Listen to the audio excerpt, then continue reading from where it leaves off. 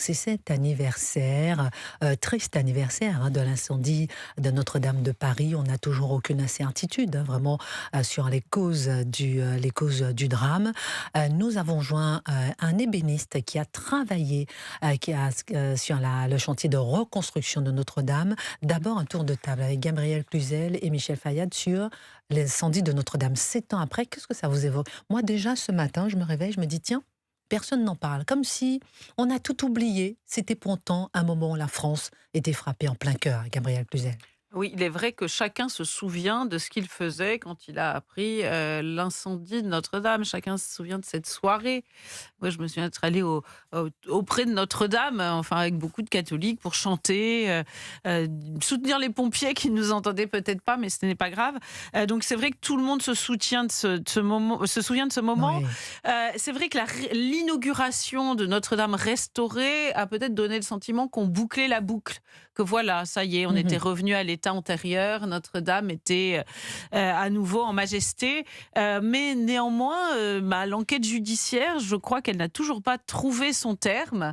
Et c'est vrai que un certain nombre d'hypothèses ressurgissent. Alors, est-ce que c'est un court-circuit? Est-ce que c'est un outil qui était en tension électrique? Est-ce que on parle de 12 statues je crois de Viollet-le-Duc qui avait été restauré ou qu'on avait retiré peu avant. Et puis, évidemment, certains se disent: «Mais est-ce que c'est bien accidentel?» Enfin, je crois que pour, clore vraiment la séquence, il faudrait les résultats de l'enquête, parce que c'est important de savoir, c'est trop important pour la France, Notre-Dame, pour que, on ne sache pas, C'est ça. vraiment, une bonne fois pour toutes, ce qui s'est passé. C'est incroyable quand même ce mystère, Gabriel Cluzel, effectivement. Moi, je vois un article du Figaro qui date du 3 avril, intitulé « Il est temps de savoir ce qui a provoqué l'incendie ». 7 ans après la catastrophe de Notre-Dame, les langues se délient. Et dans l'article signé Guillaume de Monjou, il commence par « si seulement elle pouvait raconter ». Michel Fayad. Oui, moi je pense que effectivement pour nous catholiques, moi aussi je suis catholique, je pense que ça avait beaucoup de sens que ce qui était arrivé. Et on a été tous fortement secoués et tristes à l'idée que Notre-Dame soit brûlée. On savait pas qu'est-ce qu'il allait arriver, si tout Notre-Dame allait s'effondrer. Donc c'était vraiment un choc qui était, je pense, pour les catholiques de France, mais aussi pour tous les chrétiens du monde en fait. Et ce que moi je déplore quand même, c'est que l'État, bien qu'il s'est mobilisé, notamment avec la défiscalisation des dons, je pense que l'État a un peu traité ce qui est arrivé à Notre-Dame comme s'il traitait en fait le sort d'un n'importe quel monument ou bâtiment, ou, vous voyez. Et je pense que au niveau de la justice, c'est un peu pareil. C'est-à-dire, c'est traité comme si c'était quelque chose de normal, enfin, un bâtiment qui a brûlé, ou un patrimoine qui a brûlé. Or, je pense sincèrement que Notre-Dame, c'est beaucoup plus que ça. Ça représente la civilisation française, ça représente ce qu'est la France, ce qu'est l'identité de la France.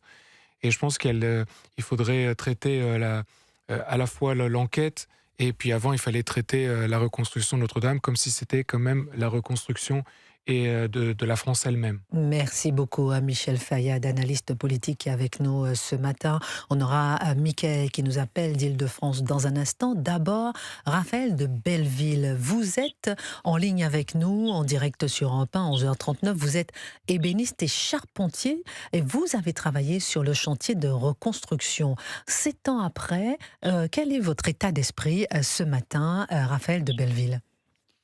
Bonjour. Bonjour. Eh bien, euh, moi, je vois les choses un peu différemment. Je trouve qu'en fait, alors c'est peut-être bizarre de penser ça, mais en fait, cet incendie a été une chance, enfin presque une chance énorme pour l'artisanat français, Oui.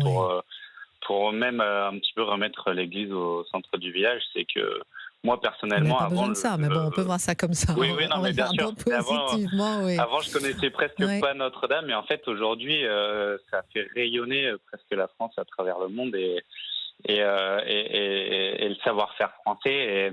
Et en fait, on a montré que des métiers qui paraissaient presque désuets et morts et qui n'avaient presque aucune importance, aujourd'hui ont une valeur énorme, et que Absolument. voilà, la force, elle n'est pas forcément technologique, mais elle peut être aussi dans le savoir-faire et les traditions qui sont transmises. Oui, comme votre métier. Voilà, Comment avez-vous travaillé exactement. concrètement? Sur quoi avez-vous travaillé, Raphaël de Belleville, ébéniste et charpentier sur le chantier de reconstruction de Notre-Dame? Alors sur plusieurs, un petit peu sur tous les différents chantiers. Il y avait d'abord le chœur où j'ai fait juste des finitions. Après, j'ai principalement travaillé sur la restauration des beffrois, Mhm. donc qui n'avaient pas brûlé. Enfin, le beffroi nord a brûlé, mais pas comme le reste de la charpente. Et en fait, on a fait des nouveaux systèmes d'écoulement des eaux. Et donc, j'ai travaillé principalement là-dessus. Très intéressant. Qu'est-ce qui a changé dans votre vie d'avoir travaillé avant et après, d'avoir eu la chance, si je puis me permettre, de travailler sur ce chantier de Notre-Dame de Paris? Qu'est-ce qui a changé dans ma vie? Eh ben, Oui. j'ai reçu une grande expérience là-bas et déjà une immense fierté d'avoir pu travailler sur ce bâtiment symbolique. J'ai découvert aussi une grande humilité de tous ceux qui travaillaient là-bas, qui justement pouvaient un petit peu Hmm. s'enorgueillir de travailler sur un bâtiment aussi mythique et qui en fait ne se gonflait pas d'orgueil d'avoir travaillé là-bas. Et j'ai découvert des gens passionnés qui m'ont donné envie de continuer de travailler, Hmm. de pratiquer ce merveilleux métier de la charpente. Magnifique. Merci infiniment à Raphaël de Belleville d'avoir été en Je vous direct en avec nous prie. sur Europe 1. Vous qui êtes charpentier, ébéniste et qui avez eu la chance de travailler sur cette charpente de Notre-Dame de Paris. 7 ans après l'incendie, Michael, vous nous appelez d'Île-de-France. Comment cela résonne chez vous aujourd'hui, ce 15 avril? Ce 15 avril où, comme Gabriel Cluzel le disait, Michel Fayad, que l'on soit catholique ou pas, que l'on soit croyant ou pas, il y a quelque chose qui a résonné en nous ce jour-là. Bonjour à vous, Christine, bonjour à vous tous. Bonjour, Michael. Jean-Michel. Effectivement, qu'on soit croyant ou pas, c'est très touchant d'avoir vu ça. Et dans cet incendie, on a pu voir le courage et la vaillance des pompiers, dans un premier temps, qui sont intervenus avec vraiment un esprit de sacrifice, n'ayant pas peur pour leur vie. Et c'est Hmm. une des premières choses que je tenais à dire. Maintenant, pour répondre à votre question, il y a deux sentiments. Il y a un côté négatif et un côté positif. C'est-à-dire? Le côté négatif, c'est que effectivement, les causes de l'incendie ne sont pas encore déterminées. Alors que ce soit un accident, que ce soit C'est ça, technique, que ce soit criminel, c'est ça. dans tous les cas, on voit que depuis plusieurs années en France, il y a eu de plus en plus d'églises qui ont été détruites Mhm. volontairement. Voilà, donc ça, on a des preuves. Donc, il y a ce paramètre-là. Il y a Oui, le deuxième c'est vrai paramètre. qu'on se pose beaucoup la question. Alors, ça n'a pour l'instant a priori rien à voir. Mais le fait de Absolument. voir régulièrement des églises abîmées, saccagées, incendiées, volontairement, on a envie de se poser des questions. Si vous permettez, Michael, avant d'avoir votre côté positif et négatif, ou plutôt positif, on marque une pause et on revient. Vous restez en ligne avec nous, Michael. Avec Restez sur plaisir, Europe 1 et Christine. appelez-nous si vous voulez témoigner de où vous étiez, ce que vous faisiez, qu'est-ce que cela vous a fait lorsque vous avez vu ce 15 avril 2019 Notre-Dame en flammes. Nous sommes avec Michael. C'est vrai que je m'étonne de voir que ce matin, peu de personnes en parlent. Pourtant, la France avait été frappée en plein cœur. Michael, vous nous racontiez comment il y avait un point positif, un point négatif. Le point négatif, selon vous, Michael, qui nous avait appelé au standard d'Europe 1, c'est que vous disiez que, voilà, on n'a toujours pas les causes, effectivement, de cet incendie.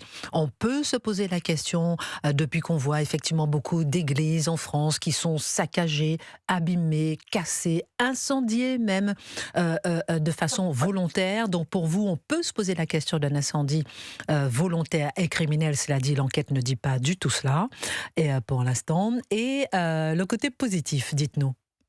Alors, le côté positif, c'est qu'on voit que quand l'urgence s'impose, Christine, les règles cèdent. Preuve elles n'ont pas de limite, mais ce sont des leviers qu'on choisit d'activer. C'est-à-dire que je veux coller un petit peu à l'actualité. C'est qu'on a pu voir, durant cette période, que le gouvernement a dérogé aux règles d'urbanisme, ont accéléré les marchés publics, ont mis une loi en place spécifique le 29 juillet 2019 pour faire sauter tous les verrous, toutes Hmm. les barrières, toutes les normes. Hmm. pour activer, pour accélérer le chantier. Donc on voit que le gouvernement peut faire sauter des leviers, peut mettre en place des choses pour accélérer, aider, faciliter. Et pourquoi ils ne le font pas pour certaines causes comme l'essence, par exemple? Très intéressant. Merci beaucoup pour votre remarque, mon cher Michel, qui nous avait appelé. Vous êtes d'où? Vous êtes à Paris? Vous êtes où? Vous appelez d'où précisément, Michel? Michael, Alors, pardon. Michael, c'est Michael, je vous en prie. Je suis à Boulogne-Billancourt, Oh, ben, vous où pouvez il venir y à a pied nous beaucoup voir. de... je pourrais venir volontiers vous voir, ça me ferait très plaisir, Christine, pour voir Gabriel aussi. Gabriel, c'est gentil. Michel Fayad, Géraldine Amont qui s'occupe même pas de nous. Elle est au téléphone, elles s'en Non, fichent. non, je suis là. Venez nous voir quand vous voulez, mon cher Michael. Merci beaucoup pour votre remarque Je vous brillante. en prie. Merci d'avoir appelé au standard d'Europe 1. 7 ans après l'incendie de Notre-Dame, toujours aucune certitude sur les causes du drame.